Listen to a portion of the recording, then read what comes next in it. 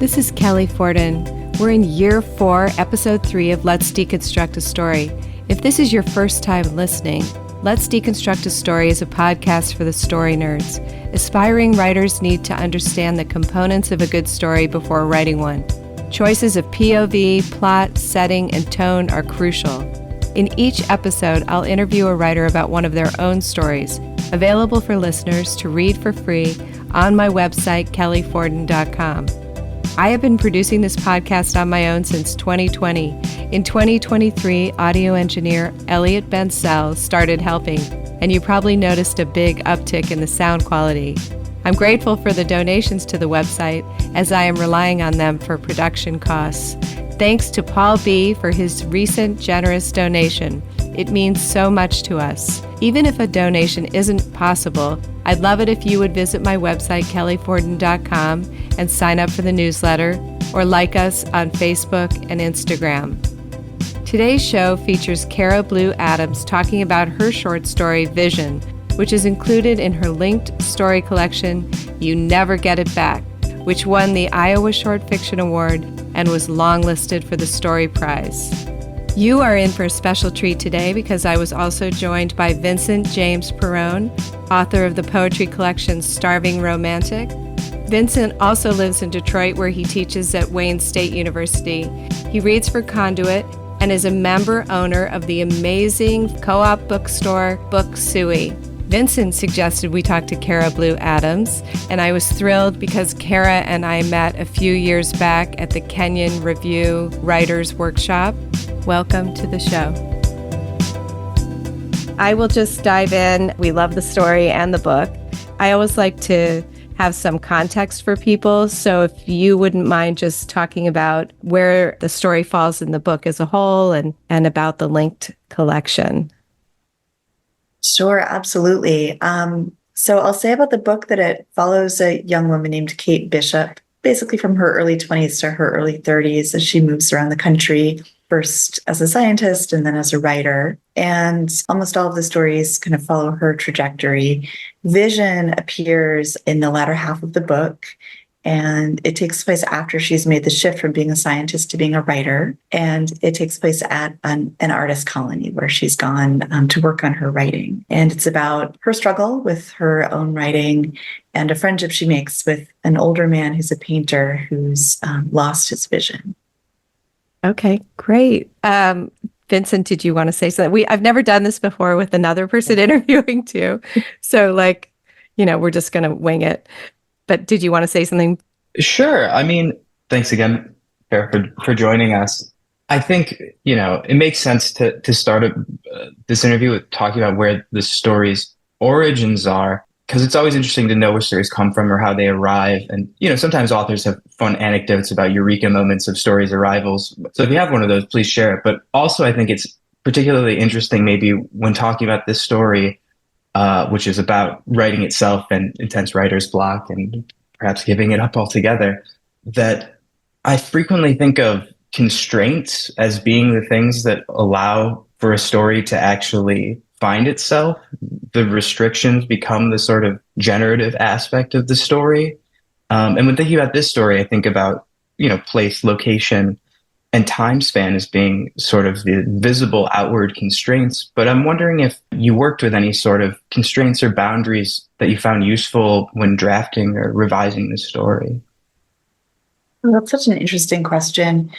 I love the idea of constraints as well. And I love to read poetry and to read about poets' processes, and they're often very focused on constraint.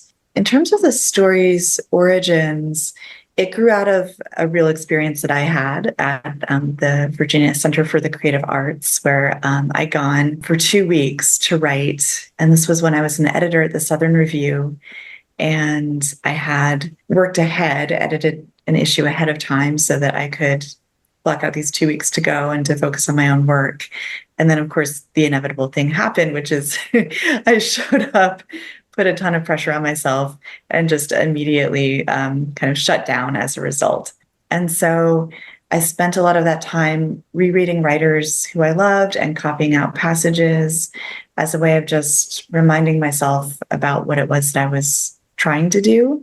and also taking notes on the experience. I think I was feeling a real craving at that time to write something that felt true and felt honest. And what I was doing on the novel I was working on was not feeling that way. And so I began to just look at the landscape and the people around me and just the general environment and get down what I could.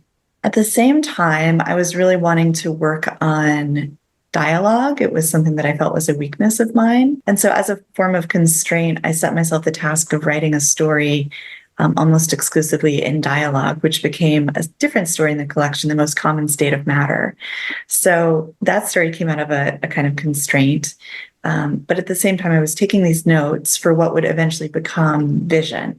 And that story didn't really come into focus until maybe 2 years later, when I had a few days on my own. My partner had flown off to apply for a fellowship. We were staying in a cabin in North Carolina, and I had the space to myself. And I went back to those notes, which were, very rough, and started to ask myself, could this become something? And in a sort of fever over the course of a couple of days, just, 8 hours a day, I just took those notes and worked them into really basically what became Vision, with a very little bit of editing after that. So there wasn't perhaps an explicit constraint in that case, except perhaps for the 3-day time frame that I had. So I went to a little deli and got some pre-made food and just, spent as little time sort of cooking and cleaning and such as I could, and just wrote in a kind of fever. It's so funny because I just went to VCCA last November and I would totally completely the same experience, almost exactly. Like they have on the wall all the people who've been there before you. And then you're thinking, oh, I'm going to finish the whole book and it's going to be great. And then I was completely frozen the entire time I was there. But just everything about it, all the people and the little we didn't have a little side note romance going on the side, but I could see it happening. And and just there seemed to be, it's an interesting thing to read it now because, I'm a little bit older than you.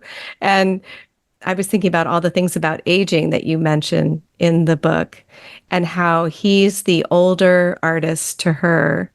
And then to the other women who are older than her, they use his name all the time in the story, which I thought was really fascinating. And so I just wondered if that was a conscious decision that you made somewhere along the way, that she's going to only see him as the older artist. I think that, and so I'll say that she calls him the painter or the older painter, rather than his name. Yeah. I think that came very organically from her perspective, because that is sort of the point of interest for her, his identity as a painter and the fact that he's losing his vision. Mm-hmm. And so I think it felt it felt right to me as I wrote to continue to use that in place of his name. Right. But I wanted his name to be in the story as well. And so, yes, other characters call him by his first name.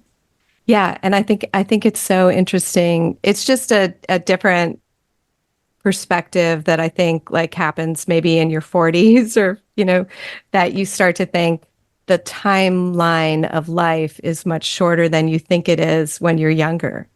So to him coming up to her, it seemed like he wanted to engage with her on sort of a peer level. Or maybe not. Maybe he was only interested in talking to the younger women, but she definitely sees him as very far removed from herself, which I thought was, appropriate for her age. The age of the protagonist. Okay, Vincent, I'll let you back in. Sorry, I keep worrying that I'm going to forget and then just keep talking and talking. So go ahead. No, it's a great sort of tandem thing that we have going on. I think.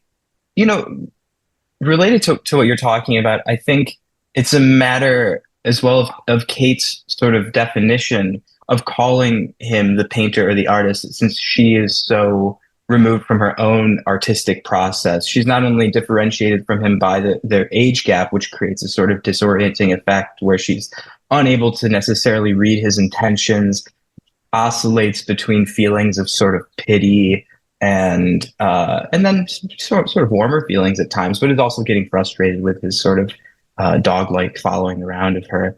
But I think that sort of difference of them, him being the artist and her struggling so hard, is really central to the story and its interrogation of art making. I think David says at one point, "You have to know when to stop. That's the hard thing." And I think we would all probably agree to that. And he mentions that it takes years of practice and confidence, which are seemingly two things that our narrator sort of lacks at that moment, having just somewhat recently decided to pursue writing as a vocation. So I guess I'm curious if you're in full agreement with David's postulation. Is he sort of a sage like figure in that moment? Yeah, I think he is. And I think you capture so well what I was hoping to do with his character, which is to make him someone who Kate regards with a complex mixture of pity, curiosity, affection, respect, and reverence. And I loved exploring this idea of this relationship between a much younger artist who's female, who's not so sure of herself, and this much older artist at the end of his life, who's arrived at a very different place. Because I don't think we see intergenerational friendships like that so much on the page. And, that desire to capture something that felt true to life, I thought, what are we not looking at? What do I want to be looking at that maybe doesn't initially catch everyone's eyes so readily? And that kind of friendship was one of those things. But I think she does come to realize that he has a lot of wisdom, that his perseverance and his years of practice as an artist have taught him a lot. That's one of those things. And then at some point he says, for the abstract expressionists, there were only two things. There was, only hesitation and action. Mm-hmm. And only one of those things was worth something. So he's been able to really see her and to see the kind of profound hesitation that she's struggling with, and to say the thing that she needs to hear, which is that she needs to learn how to act. That is so fascinating, because I was thinking a lot about the fact that he has all of these great skills and he practices his art no matter what. And yet there's no doubt that he's not, I forget how you put it, but he's not playing the game anymore the way he used to. He's still practicing, but he can't play the game, basically. And so it is very complicated. I mean, he has a lot to teach her. And yet, like all of us, he doesn't quite realize that it's over, or I don't know. What do you think? Like, he's just the point is to keep doing it no matter what, or? Yeah. So he's still producing a lot of work, even though he can't see well, and not all of the work is good. And some of it has some beauty or something to say, but it feels perhaps accidental. And so that is a real question. What is the purpose? What is the purpose of continuing to make art when one might be past the point at which one can fully make use of talents and experience? And to me, there's a kind of dignity in the fact that he continues to make the art, even though it might not be the art that he most wishes he could make. Mm-hmm. There is something about just committing to the process and to the practice and continuing to live as an artist that, for me, is a moving aspect about his character. Completely. I completely agree. Yeah, it's kind of beautiful that it's almost the most sort of egoless way one could produce art that one can't even see physically. I love this sort of ambiguity and negotiation around this idea of intention behind the art, and how one could rectify that with success, or what does it mean to make it, if it's good or not, and if one can't even recognize that within one's own work, but it can still happen. He can still produce, some of the paintings are moving or beautiful or experiential in a way that are important to people. But he can't even necessarily know his good work from his bad work, which is maybe an interesting question to sort of pose is how does an artist build, how does a writer or yourself, how do you sort of how do you know what's your best work and do you find yourself as a good viewer of your own work? Can you see your own work with clarity, or how do you get clarity when looking at your own work? Yeah, and those are such profound questions. That really is. You are so good, Vincent. Those are great questions. But I think that's exactly what the story is trying to raise, that question of what it means to be able to see your own work with clarity, and what it means that you may not always be able to do that. Mm-hmm. Do you have processes of your own for seeing your work clearly? Obviously, like frequently people take time away from story. Time is usually the metric that we have to see it, but it's also probably sharing work with other writers or trusted people, or perhaps other processes. Time is, of course, the best. And so a number of stories in the book I wrote and then put aside and came back to, 5 years later. And, in some cases I thought they were just, I expected them to be a total mess, and then read them and realized, oh, this is done actually. I just couldn't see it at the time, which is the best kind of surprise.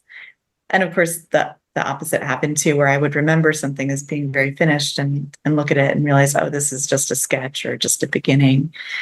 I worked as an editor for a number of years, and that really helped me gain perspective on my own work. I used to read everything that came in, just glance at it immediately the first day it came in. Just look at the first page of everything. I would get a big bin of mail brought to me by the intern. It's full of stories and essays and poems. And I would, quickly know some things weren't ready yet to be published. So those, could go back to the author.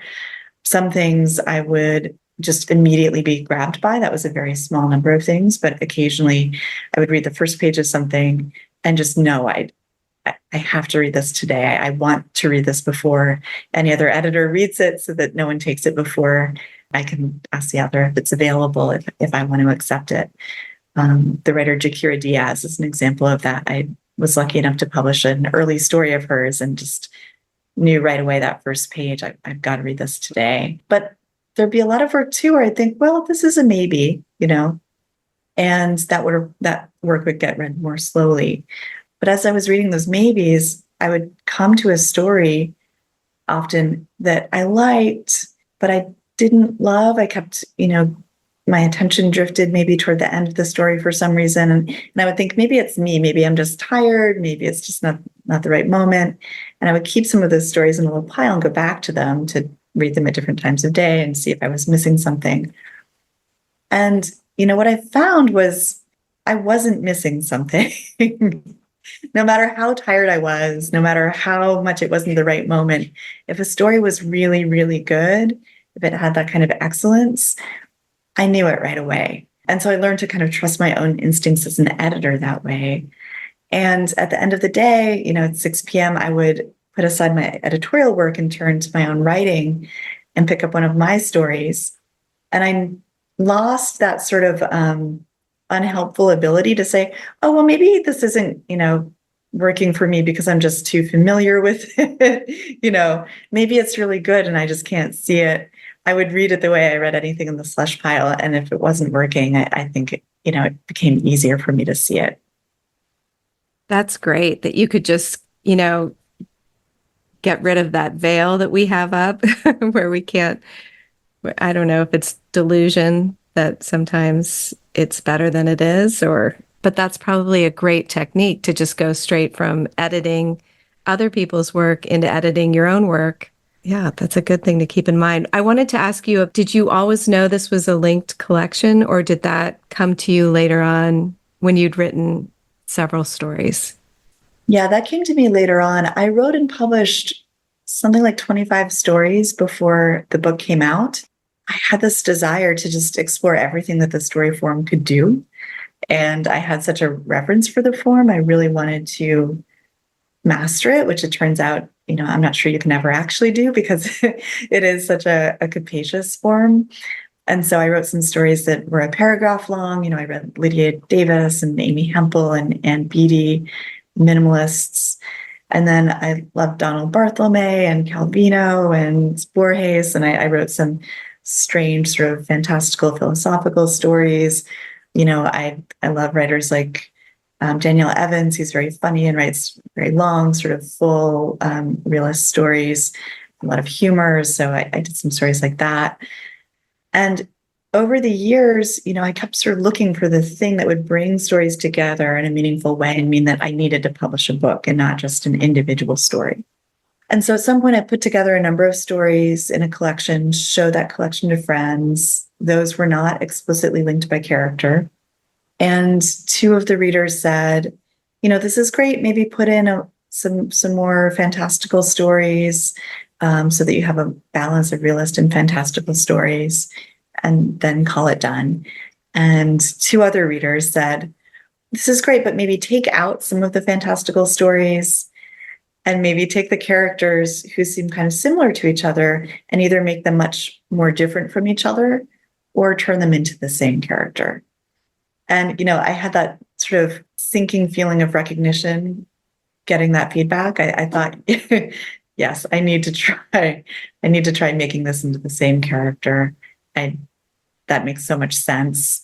Yeah. If I try it and it doesn't work, I need to have explored that avenue before I finish this book. And that's going to be 2 more years of work. And it was. Wow.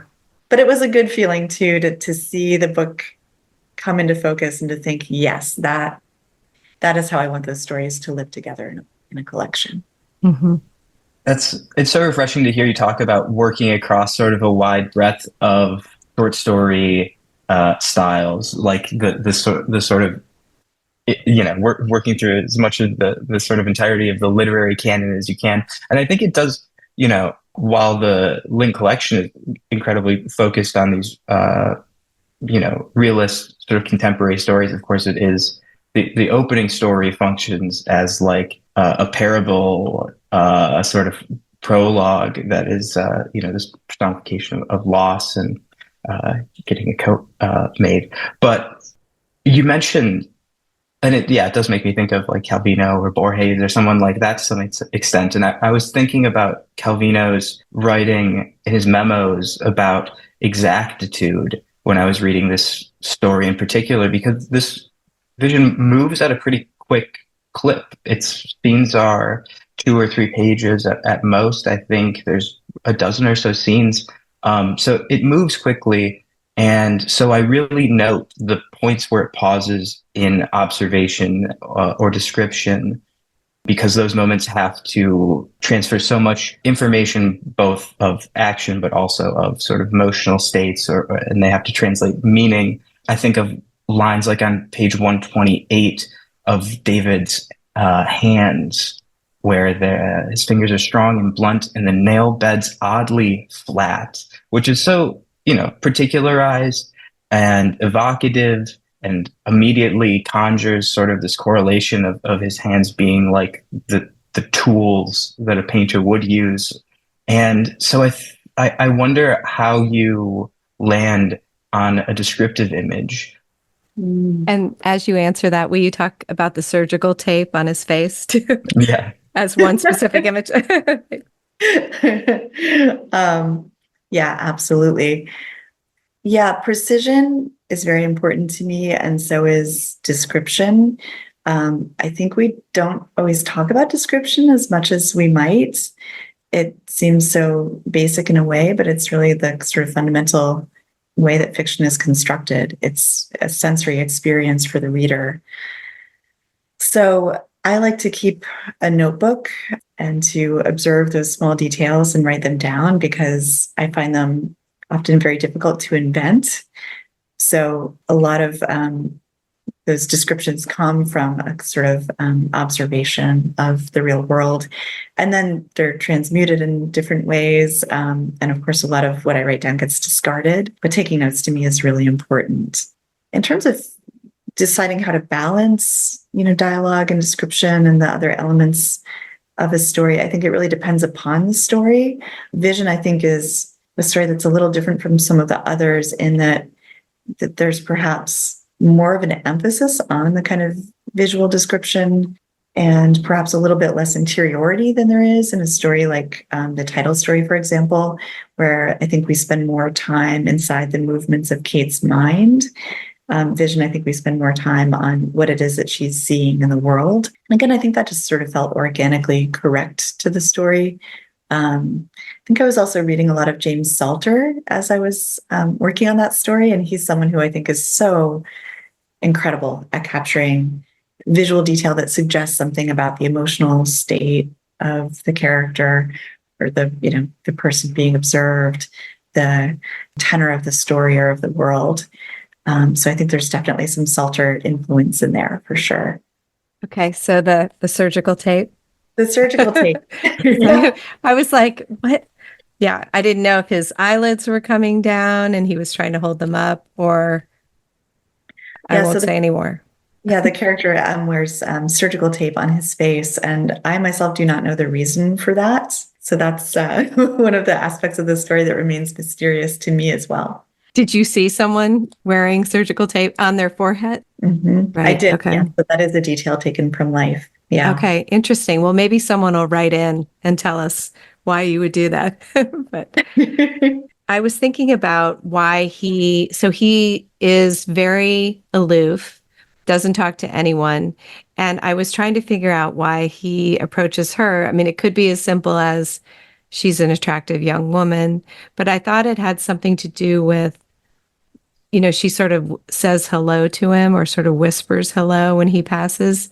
And I was wondering, was it because she can see him and she's noticed him and she seems intrigued by him and he is responding to that?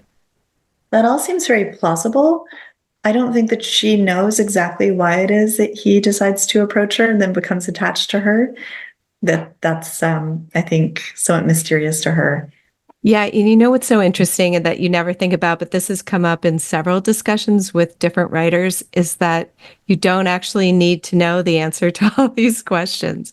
And I think that's so freeing. Like I don't know if that's just me or if you've done this too, but you always think, I have to know exactly why everything in this story is happening. But a lot of people have said they've learned to allow the mystery and that you don't have to answer all those questions. Yeah, I think that's exactly right. I just interviewed a writer named Madeline Lucas, whose debut novel, Thirst for Salt, I really loved. And she talked about not editing with too heavy a hand because she said she'd done that in the past and she felt that she'd stepped on the mystery and ambiguity in her fiction. And she wanted to avoid doing that. And I thought that's exactly right.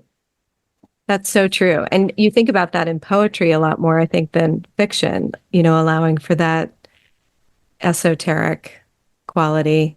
One last question before Vincent has one. I think it looks like you might, but I was thinking about that in terms of working or overworking. And so I noticed that when he overworks things, they're darker, right? That makes sense because you just go over it and over it. But what was the point of, why did you feel the need to bring in that question of overwork? Was it just about her learning to have more faith in herself and to know her own rhythms? I'm curious. Well, one of the things she's struggling with in the novel that she's working on is it feels overworked. It feels kind of muddied and untrue and too obscure in a way. And so I think that is one of the things he's trying to impart to her, or is imparting perhaps through example, is exactly that idea that Vincent brought up earlier of needing to know when something is done. And that involves learning learning to trust yourself. Learning, to overcome hesitation, to act, and to trust when you've gotten it right. And to let it go. Yeah. Yeah. And I think, the process of being a writer and artist of any kind is always negotiating that line between your sort of intellect or craft oriented brain and your sort of more intuitive, unexplainable and inspirational kind of side of working. And frequently, the better you get at writing it from a craft level, you have to find ways to reconnect with sort of natural, inspirational. I'm not sure if I have sort of the right terminology to describe it, but I think we're all familiar with just the sort of creative impulse that exists sort of naturally. Exactly. The poet Mary Oliver has a book called A Poetry Handbook that's about the process of writing poetry.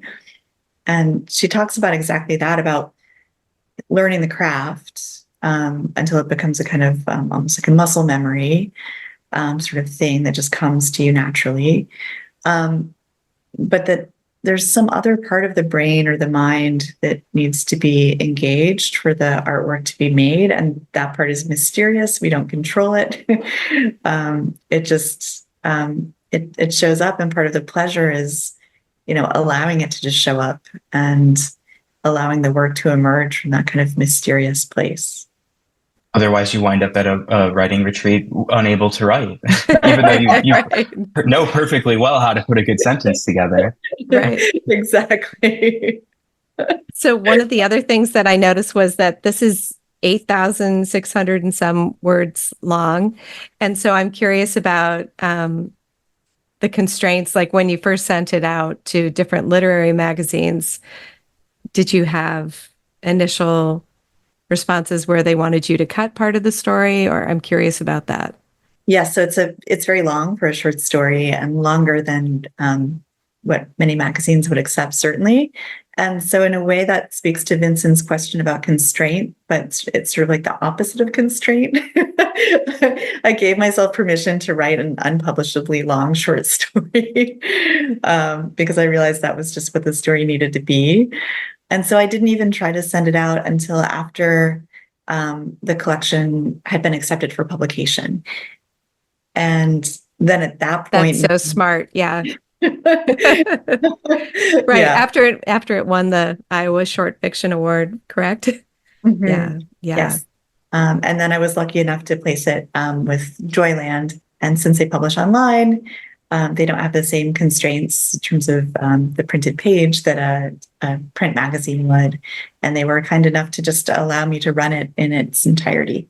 I think, as already mentioned in the story, early on in the story, Kate is trying to write, and she pins up a bunch of excerpts of text that she likes. And I think it's particularly notable for the section how it describes the act of reading and reaching into others' writing to feed into one's own work. Of course, it's not really successful in this in the story itself, but I'm curious about how you mentioned that this is something that you've actually done. Is this a process that you do frequently? Do you have your own set of notes resembling prayer cards that you put up while working? And then I'm curious if your influences are particularized to each specific story, if you have some writerly companions that sort of join you almost all the time. Yes. So to answer the first question, absolutely. I copy out passages, and sometimes I will hang them up if I have a space where I'm able to hang things up and to work on my writing, a studio of some sort. And copying out passages for me has been just hugely helpful as a writer.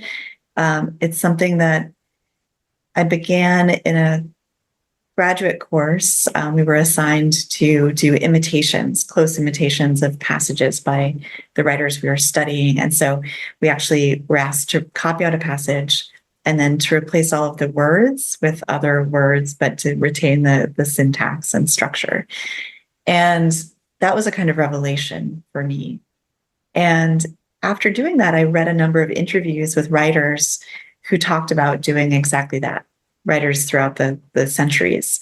So I think it's something that people come back to again and again. And there's really no other way to get inside another writer's sentences and syntax and mind in the same way, I think, as copying out those passages. So it's something that I do, and I like to hang them up to remind myself of, what it is that I love, who I want to be in conversation with, what it is that I value on the page. Obviously, they're particularized to what you're working on at the moment, who you're choosing to join you in conversation. But I'm curious if there are any writers who are almost always show up. Yeah. Dennis Johnson is one of those writers, certainly, who shows up frequently. A number of poets, Robert Haas would be another person who's often there. It does really sort of vary. Donald Antrim is a writer who I've found very influential. It's been very important to me. Jhumpa Lahiri as well would be someone. And so many people are coming to mind. Amy Hempel and Beattie certainly would be other people I would say are pretty constant companions. So I was wondering about those particular passages. Was there a reason for each of those in the story, the ones that you copied out? Yes, right. So there's a passage in the story. I replicate some of the note cards, and those include Elizabeth Bishop, who would be another person who's a kind of constant companion for sure. And then I'm trying to remember, Ariel Lewitton is one of the writers who has not yet published a book, but who's a beautiful, beautiful writer. Hannah Dela Cruz Abrams, I believe I included a passage by her as well. And was there a Salter passage? So Yeah. I see, yeah. And From what I Sport in thought, the Pastime. yeah, what I thought was really interesting about it was it wasn't immediately clear to me how the passages related to the rest of the story. So they were in a way more about the process of writing and the inspiration of a writer rather than something that, first I was looking and thinking, does this relate, to vision? Does this relate to loss? Does this relate to grief? But it's more about just the beautiful writing, it seems like.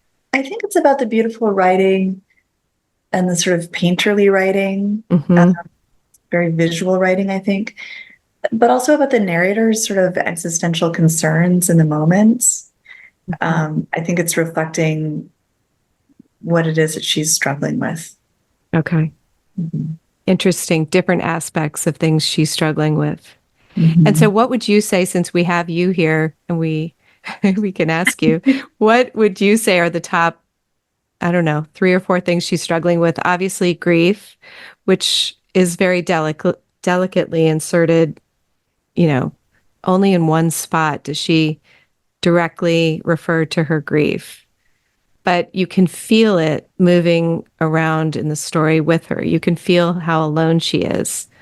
So I thought that was really well done. But aside from that, what else is she? Well, obviously she's struggling with the book. We know that, and her path. Yeah, I think of those as some of the most profound things a person can struggle with. So she's lost a friend. She's struggling with grief, and also just with the presence of violence and death in the world. Right, the Boston bombing and marathon bombing exactly happens during the course of the story. She's struggling with her own work and wondering whether she has anything to say, and whether she'll be able to find the words to say it with. The passage of time as well, and what it means to move through time. And then I think intimacy and what it means to develop intimacy with other people, that the frustration and the attraction and the learning and growth that can come from that. So all of the feelings she has about the old painter, right, have to do with what it means to be with other people. It can be a profound experience. It can be a frustrating experience. It can be a lonely experience. It can be a, sustaining experience. Yeah, and there are some embedded cautionary tales. There are the middle-aged woman, the London, I think, is she the sculptor? I think, or the printmaker. But the printmaker, and she is, obviously, probably supplemented somehow by her husband, and it's not clear whether she's a real artist. And then there's the older painter, even though he's continued on this path of creating things, he still cares, which was the heartbreaking part for me. He's worried, like, is anyone going to show up? Anyone going to? And then she doesn't tell him, exactly what she sees. And so there were heartbreaking things in all of that. And you could see that she was wondering what's coming for me later, how is this relating to my life? Am I going to be able to accomplish anything, or am I going to turn out like in these other situations? So it was really heart-wrenching. Right. I mean, one of the things she's wondering is, how do you maintain a kind of faith in what it is that you're doing? How do you continue to believe in it, to find it valuable, Right. and to appreciate it? And that is something, it's really interesting because it is called vision. And it's also about how you continue to forge on when you are not in anyone's line of vision, right? You're just doing it on your own. And when your own vision fails. Exactly. Yeah, both. I mean, that's such a lovely sentiment to leave it on. Maybe I would just think a little bit about the ending of the story, which is so interesting.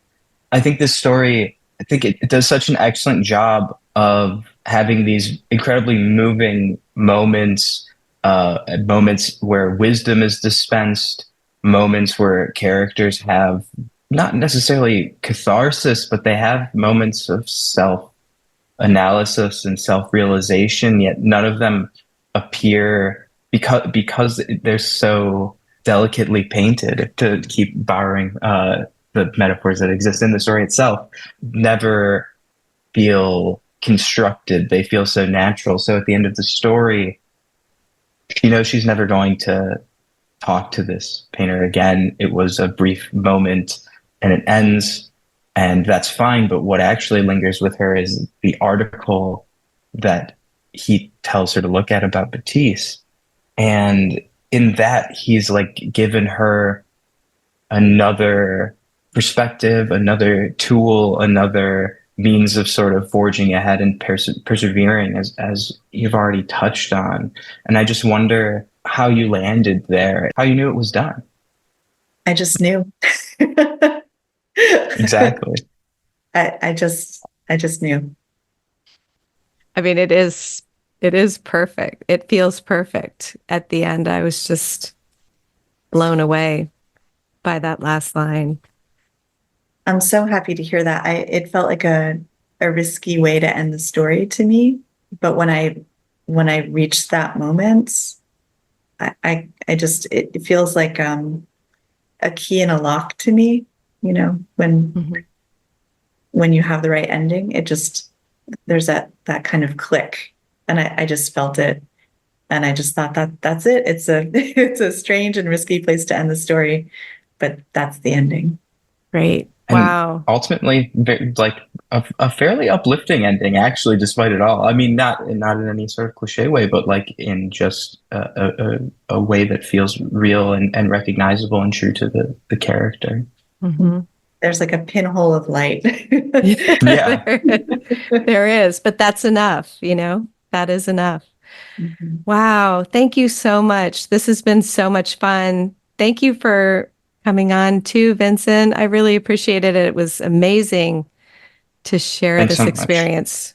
Yeah. Thank you both so much. This was just incredibly fun and meaningful, and you just asked such beautiful questions about the story. Bye. Thank you. It's wonderful to meet you. Thanks for joining us on Let's Deconstruct a Story. Please take a moment to sign up for the newsletter at kellyforden.com. Follow us on Instagram or Facebook, or share on your social media sites. I'd love to hear from you about possible guests. If you'd like to hear from a particular writer, please let us know at my website, kellyforden.com. Thanks so much, everyone. See you on April 1st.